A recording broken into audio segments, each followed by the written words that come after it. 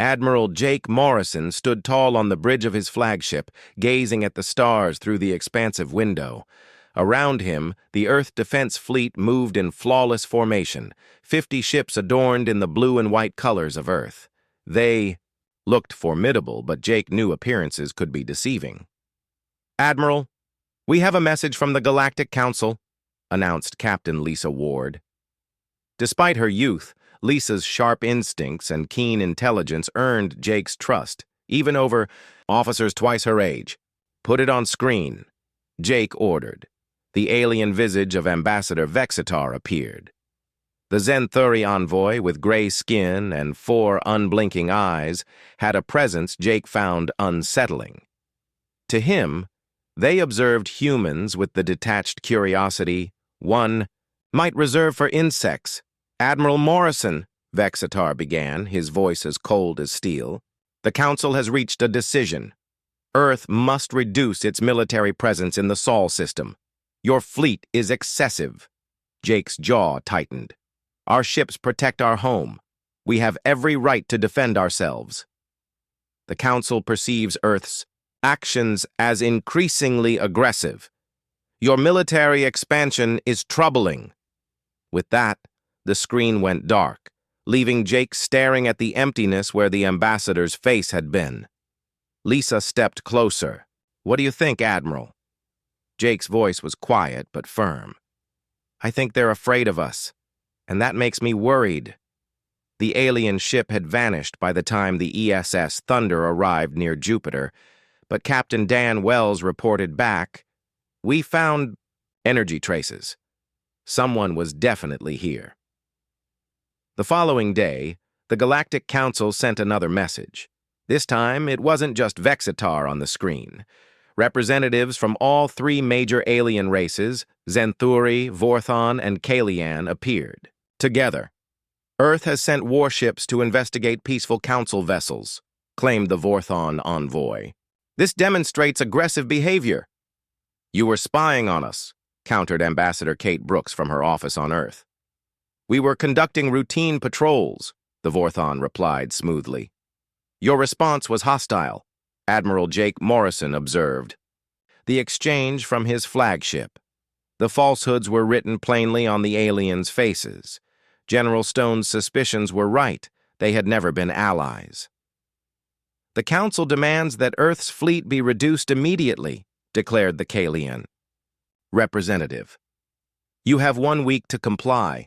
As the transmission ended, Jake glanced at his officers. Their expressions mirrored his own grim realization. They all knew what was coming. "Get me the President," Jake said. "It's time to tell her the truth about our situation." That evening, President Carol Mitchell convened her top military advisors in a secure room beneath the White House. The tension was palpable as they sat around the long table. "How bad is it?" she asked. General Rick Stone spoke first. "They're planning something, the spying, the demands to reduce our fleet, and the sudden unity among the alien races. It's all preparation. They're gearing up to strike." "Can we defend ourselves?" Admiral Morrison answered cautiously. "With our current fleet, we can. Make them pay a price, but we can't sustain a prolonged war against the entire Council." The President scanned the room, her gaze meeting each of her advisors. "Then we need to outthink them." For the first time in days, Dr. Ryan Cross allowed himself a small smile. "I believe we can do that, Madame President." Outside, the stars twinkled as always, but the universe had shifted. Earth was no longer safe. The Galactic Council, once advocates of cooperation, were preparing for war. The trap was closing, but Earth was not as defenseless as its enemies assumed. 2 weeks later, a golden message crystal arrived at Earth's embassy. Ambassador Kate Brooks held it, the alien symbols glowing faintly under her fingers. "What does it say?" her assistant asked. Kate read the translation from her screen.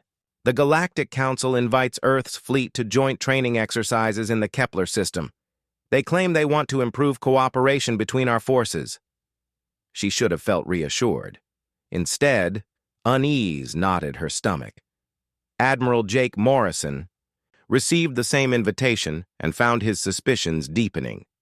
Admiral Jake Morrison called his officers to the flagship's meeting room. "The Council wants 70% of our fleet for these so-called training exercises," he announced. "That would leave Earth with almost no protection." Captain Lisa Ward examined the star charts, her brow furrowed. "The Kepler system is far from any Council worlds. Why train there?" "Because it's far from everything," interjected Captain Dan Wells, "including help if something goes wrong." Jake nodded grimly. Wells, a former intelligence officer, had a knack for anticipating enemy strategies. "I don't like it," Jake admitted. "But if we refuse, they'll accuse us of being uncooperative." On Earth, General Rick Stone paced his office. The request was illogical. "Why would they move most of our fleet so far from home for training?" he muttered. Picking up his communicator, he called Dr. Ryan Cross. "Ryan, I need you to check for unusual alien fleet movements near our colonies." Ryan activated the advanced sensor network, scanning the vast expanse of space. His face paled as the data came in. "Rick, this is bad. Xanthari fleets are near 3 of our colonies. Vorthon ships are closing in on the trade routes, and the Kalians are positioning themselves between Earth and our mining stations." "How many ships?" "More than we've ever seen before," Ryan said grimly. "This isn't training. It's preparation for war." Stone immediately relayed the information to President Carol Mitchell. "Madam President, we cannot send our fleet to Kepler. It's a trap." But the decision wasn't his alone. The Senate convened in an emergency session. "We must demonstrate trust in the Council," argued Senator Williams, the leader of the Peace Party. "Refusing this invitation would confirm their fears that we're the aggressors." Senator Davis countered. "General Stone believes this is dangerous. We should heed the warnings of our military leaders." The vote was close, but the Peace Party prevailed. Earth would send its fleet to the Kepler exercises. Admiral Morrison received his orders with a heavy heart. He would lead 42 ships to Kepler, leaving just 15 to defend Earth and its colonies. "I have a bad feeling about this," Lisa Ward said as they prepared for departure. "So do I," Jake replied. "But we have our orders." Before leaving, Jake made a covert call to Commander Troy Bennett, leader of Earth's clandestine special operations fleet, a force of 12 highly advanced ships few knew existed. "Troy, keep your fleet hidden and ready," Jake instructed. "If anything happens to us, Earth will need you." "Understood, Admiral. Good luck." The Earth fleet initiated its hyperspace jump. The journey to Kepler would take 3 days. On the second day, Captain Dan Wells detected something alarming. His ship's systems were intercepting coded communications between alien fleets. "Admiral, you need to see this," Wells said over the comm. Jake joined him aboard his ship. In the intelligence room, Wells laid out the evidence. "These aren't random transmissions," Wells explained, pointing to the decrypted data. "The 3 alien races are coordinating something major, and their target is Earth." Admiral Jake Morrison read the intercepted message aloud, his voice steady despite the weight of the words. "Operation Silence. Phase 1 begins when Earth fleet reaches Kepler. Phase 2 targets the colonies. Phase 3 is the final assault on Earth itself." Wells looked grim. "It's exactly what General Stone feared," he said. Jake didn't hesitate. He grabbed the comm. "All ships, this is Morrison. Prepare for an emergency jump back to Earth." But it was too late. As the Earth fleet dropped out of hyperspace in the Kepler system, they found themselves surrounded. 300 alien ships waited for them, their formation tight and unyielding. The trap had been sprung. The lead Xanthari vessel broadcast a chilling message. "Earth fleet, you are ordered to surrender immediately. Your ships will be impounded and your crews detained for processing." Jake stood on the bridge, gazing at the overwhelming force arrayed against them. His 42 ships faced impossible odds. His voice was calm but resolute. "All ships, battle stations. We're not surrendering to anyone." The alien commander sounded almost amused. Admiral Morrison, resistance is futile.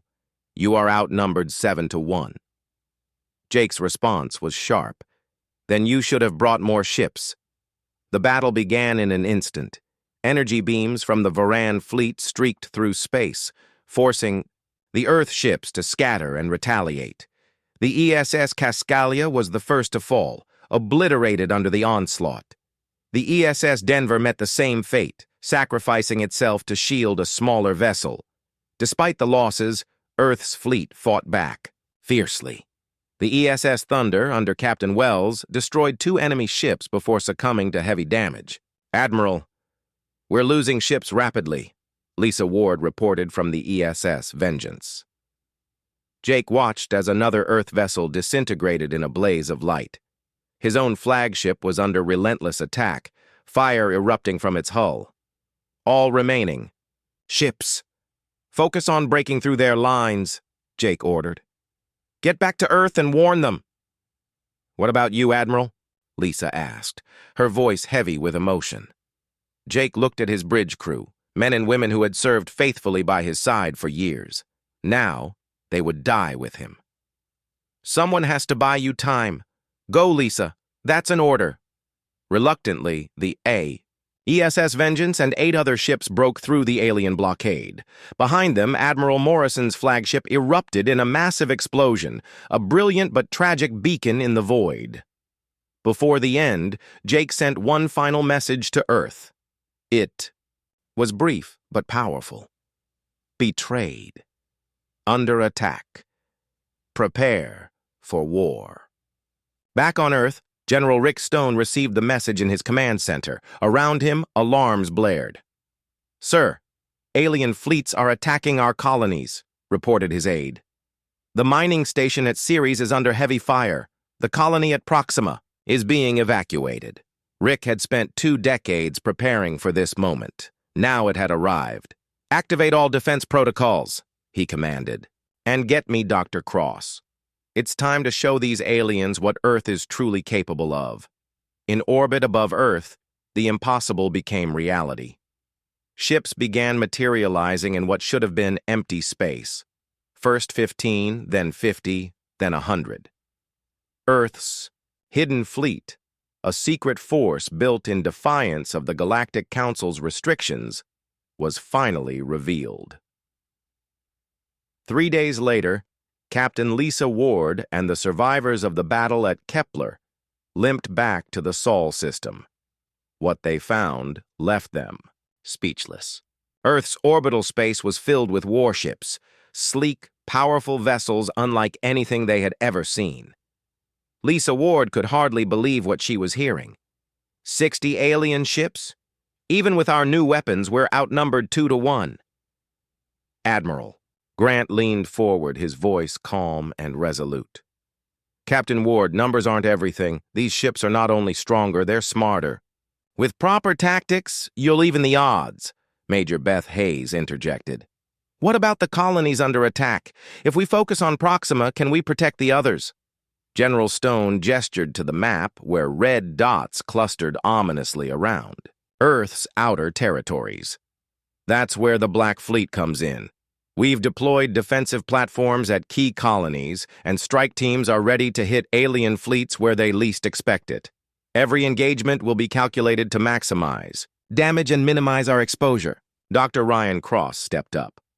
"And don't forget our technological edge. The aliens aren't prepared for what we're about to unleash. This isn't just about firepower, it's about strategy and precision." Lisa straightened her posture, her determination clear. "I'll get the job done, Admiral. Proxima will hold." Admiral Grant nodded. "Good. Time is short, Captain. Your strike group leaves within the hour." As Lisa turned to leave, General Stone called after her. "Remember, Captain, this isn't just about defense anymore. We're taking the fight to them. Make them regret ever underestimating humanity." The Proxima Offensive Lisa's strike group exited hyperspace near Proxima Centauri. The sight before her was both awe-inspiring and terrifying. The alien fleet loomed in tight formation, their ships gleaming under the light of the nearby star. "All ships, hold formation," Lisa ordered. Activate stealth protocols and prepare for a coordinated strike. The Earth ships, sleek and black, moved like shadows through space. Their new cloaking technology allowed them to get dangerously close before the aliens detected them. "Fire plasma lances!" Lisa commanded. Brilliant beams of energy erupted from the Earth ships, cutting through alien vessels like they were made of paper. The first wave of the attack destroyed 6 enemy ships in seconds. The alien fleet scrambled to respond, firing wildly into the void. Lisa's ships darted through their formation, using superior maneuverability and AI-assisted targeting to wreak havoc. "Quantum torpedoes now!" The torpedoes streaked through hyperspace, homing in on targets. With uncanny accuracy, explosions rippled across the alien fleet, sending debris spiraling into the abyss. "Captain, we've taken out a quarter of their fleet," reported her tactical officer. "Good. Keep pressing the advantage," Lisa said. But the aliens weren't giving up. Reinforcements jumped into the system, adding another 20 ships to the fray. "Admiral Grant was right," Lisa muttered. "They're throwing everything they've got at us." The turning point back on Earth, General Stone monitored the battle from the war room. "How's Ward holding up?" he asked. "She's holding her own," Major Hayes replied. "But the alien reinforcements are making it tough." "Activate the contingency plan," Stone ordered. Seconds later, 3 new blue dots appeared on the map near Proxima. They weren't standard Earth ships. They were part of Commander Troy Bennett's Special Operations Fleet. "Troy, your orders are simple," General Stone said. "Hit them where it hurts." "Understood," Troy replied. The Special Operations Fleet emerged from hyperspace behind the alien reinforcements. Equipped with advanced EMP weapons, they disabled key alien ships in seconds, turning the tide of the battle. As the last alien vessel exploded, Lisa breathed a sigh of relief. "Control, this is Captain Ward. Proxima is secure." On Earth, the war room erupted in cheers. General Stone silenced them with a wave of his hand. "This was just the first battle," he said. "The real war is still ahead."